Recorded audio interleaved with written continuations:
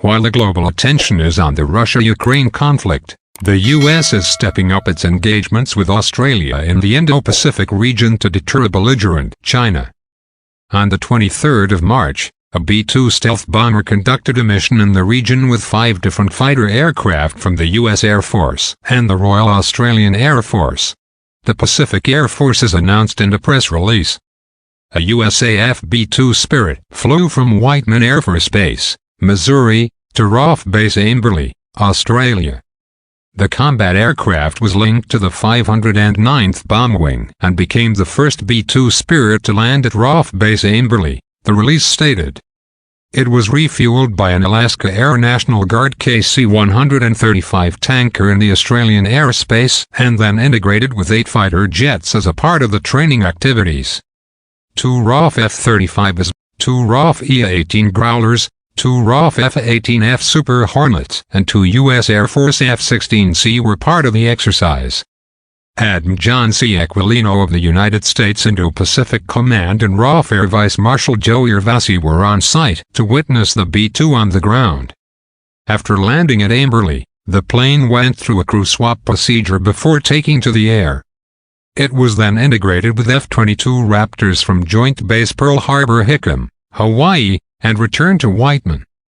The B-2 established forces credibility in dealing with a complex and uncertain security environment while also showcasing the USAF's global reach capabilities over the more than 50-hour round trip to Australia and back, the statement said. This is the most consequential theater with the most challenging security issues. And advancing our interoperability with critical allies like Australia is critical to maintaining a free and open Indo-Pacific, Aquilino said in a statement. There are many aspects that are going on daily to continue to move the security relationship forward in a positive way to provide deterrence, prevent war, and maintain peace and stability within the region, he added. Focus on Indo-Pacific region. In the past few years, B-2 bombers have undertaken several training missions over Australia. In 2020, Whiteman B-2 bombers flew over Australian training areas while Marines and Australian soldiers trained together to handle the strikes.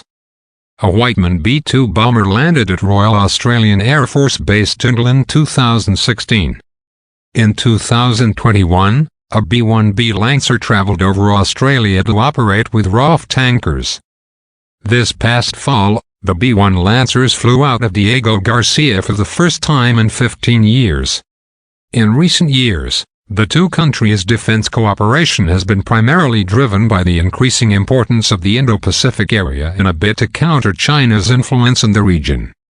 This objective clearly necessitates a diverse bilateral partnership.